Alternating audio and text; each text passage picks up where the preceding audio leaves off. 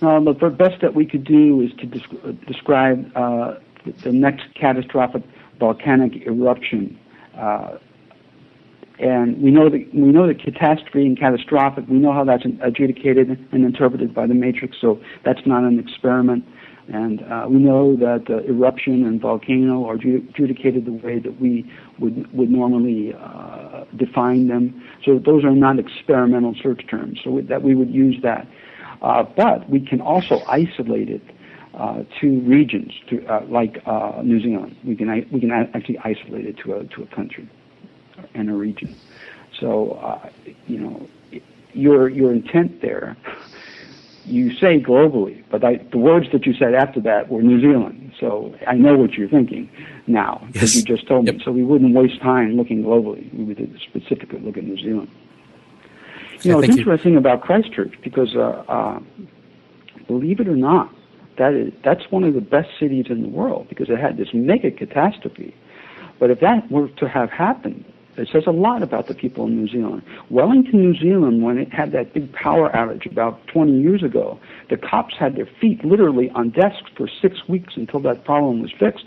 That says a lot about, of course, things are changing socially. There is crime now and a lot more crime. But generally speaking, that says a whole lot about the citizenry of your country, of New Zealand. Because if something like those events were to happen in Chicago, Detroit, New York, L.A., Oakland, whoa, you can imagine, or you might not be able to imagine, what would happen sociologically speaking. Thanks, Ed. Plain, you have a question for Ed? Yeah, Ed, what do you think is going on with all these events at nuclear facilities over the last few months? Have you or anyone you trust remote viewed these events? No. The prediction about the Fukushima event was done by looking at Tokyo's next big earthquake, and that's what popped out. That's how we found out about that. No, I haven't looked at any more of these, but I can tell you one thing that's very, very interesting to me, extremely interesting, and we've known about this for more than 20 years as professional remote viewers. UFO activity, and I'm not talking about U.S. Air Force or Russians, but I'm talking about somebody else's UFO activity, has been extremely interested in nuclear stuff since the 50s. They know, that system knows where every warhead is everywhere. They know everything, and they do have an apparatus. We've seen it at work once. We watched the Israelis didn't have any place to test their nuclear weapons. Oh, excuse me, they don't have any. They didn't have a place to test any nuclear weapons, so they had a secret deal with South America. Because you need a place to test it in the early days. You couldn't use hydrocoded and dynamically model it. You had to test it someplace. So they had a secret, they had a collusion, an agreement with the South African government at one time. And they tested a weapon there. We saw this thing leave the moon at the drop of a hat. It looked like a big three-sided pyramid with it'd be hard to describe. It looked almost flexible. And come down and actually vacuum up the radiation from that test and go back to the moon and turn it into electricity. That we did a lot of study on this. What did it do? It scooped up the radiation somehow, vacuumed it, and turned it into what we perceived as electricity. So not only do they know where these things are, but they have ways of managing it, because it is the most disastrous thing in human history. We're not only talking about the madness of nuclear weapons, but the disaster of nuclear power alone. The half-life of plutonium is 10,000 years, and it sterilizes Earth as a garden. Anything else that might happen can be erased in time, geophysically, but nuclear power and accidents thereof, that stuff sterilizes the garden.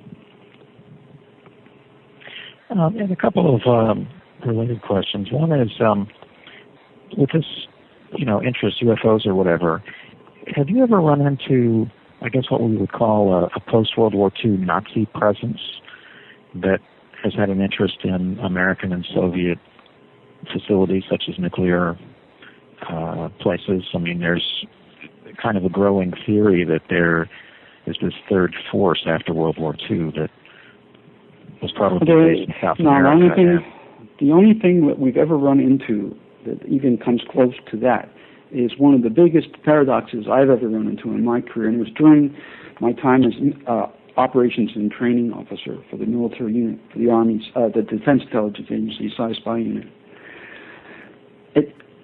I can't go into the background; it's too complex. But we ran up against a situation that was almost like a parallel universe, where we perceived brown shirts in power worldwide. In other words, the Nazis Germany had won World War II, and brown shirts were in power worldwide. Every government, they were brown shirts, Nazis. But if you look around us, and that wasn't true. And we did some research there. Why? How? What are we looking at? Where did this come from? And it appears that, and I don't like this. I'm a simple man, and this is too complex for me to really get my teeth into. But it looked like the Nazis were going to win World War II, but something stopped that timeline, truncated it somehow. And that's all I know about it. Very, very strange. But the universe is a strange place. Life is strange. Reality is as we know it, is just superficial, as most of us know it. Reality is, the transpersonal reality is far more interesting. Okay, and then one last thing about the whole nuclear question. How do you see this playing out for Japan? Is Japan going to be a survivable location? Are they going to sell their dollar holding? I mean, is Japan going to collapse economically that will thereby bring the U.S. down? No, the U.S. is going down independent of whatever happens in Japan. U.S. economy will collapse. That's a done deal. It's already done. It's going to collapse. Japan will of course catalyze it. They have to sell off there, and they're lying to the people of northern Japan too. There will be the next generation of children will be grossly deformed. Take a look at what happened in Chernobyl. I don't live far from Chernobyl in Ukraine. I live in Lugansk, which is not that far away, but the radiation levels are much lower now. But Japan is northern Japan will be a no man's land, and there will be many people there. Well, may I follow up as having a personal interest in it? Would you say that Japan is really not a survivable location for the coming period ahead? Northern Japan is not because of radiation alone, but we don't have any sanctuary locations in Asia and East Asia. Again, I think because of population densities and for reasons I've outlined. Even if there is water and natural sustenance supplies in the area, the population densities are so great that they'll consume it faster than not. And that's the reason we think we're not seeing a lot of survival zones there, because of population density. Okay, thank you. I would point out that Japan is a very, very city-oriented country now, and that the rural areas, are hard to get to with mountains and so on. There's very low population and plenty of water and what have you. I'm aware of that. So I'm just saying that I haven't had that many Japanese clients. Most of my clientele, for whom I've done personal sanctuary contracts, have been Australians, Canadians, Americans, and Europeans. Very few Asians, because they're not aware of remote viewing particularly, and Latin American and Mexicans people. Okay, thank you, Ed. Appreciate it. Pleasure. Ed, this is BV141 again. I have two questions and one off-topic question. So the first question is, clearly water will be a critical element in survival given the atmospheric heating seen by remote viewers. But what other strategies, skills, books, or relevant websites would you recommend for true long-term survival? And how are you personally preparing you and your loved ones for what is potentially a multi-decade survival situation before an advanced civilization comes to assist us? Well, I'm not going to recommend websites. Anybody that goes on the web can find those for themselves, and they all basically say the same things. So that's a no-brainer in terms of food supplies and those kinds of things, survival stuff.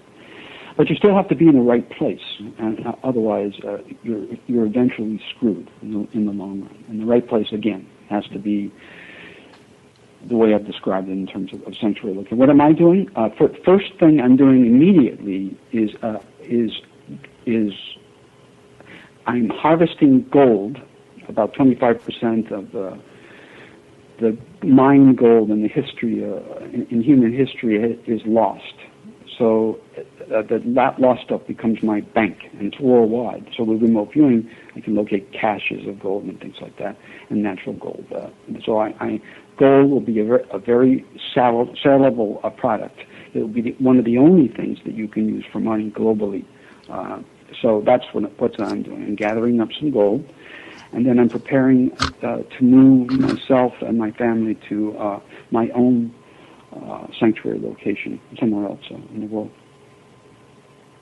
Okay. You need to be there by the beginning of 2013. If you're not in place by the beginning of 2013, you're virtually doomed. Most people are doomed, especially if you live in the cities. You've got to get out of the cities, with the exception of places like Christchurch. Christchurch is not only, they're well prepared mentally for anything now, and you've got a great, a good citizenry. So they're places like that are the exception. Norway, the entire country of Norway, is very similar to Christchurch in that regard too. You have a well prepared, well educated society, very well educated. So Ed, how did you go about your gold harvesting? Is it just remote viewing locations of gold stashes that were lost, or correct? How? Correct. Yeah. Okay. Exactly. I first started out with just general gold locations where there were rich ore bodies, but I have no time nor interest in being a miner. So when you go there and you have this nice quartz vein, gold vein there, you've still got to be worked, and there's not enough time to do that. So what I did was began concentrating upon stolen and lost gold that hasn't been recovered, and it's got to be accessible. It has to be it can't be on private property. Okay, so I limited my searches to those types of things. Okay, and as a follow-up, how do you feel about silver? Same as gold. Okay. Same as gold, except for just one little thing about silver. For those of you who haven't thought about it already, silver is very heavy. I mean, in terms of value, you have to have a whole lot more mass of silver to equal gold. So, and that's nice for one thing. If somebody tries to steal it from your garage or your house, it's more difficult because it's heavier. But on the other hand, if you try to travel with it, it's much heavier than gold, and it tarnishes. Gold is the noble metal. You can be under the water or the ocean or anything for years. It may get a patina on it, but not like silver. Silver tarnishes, turns black. That's true. Okay, and the second question. So, is it possible for remote viewers to see events occurring in parallel dimensions or universes and mistakenly believe it to be events occurring within our universe? So I will use your example. You discussed a potential RV situation where the Nazis might have won.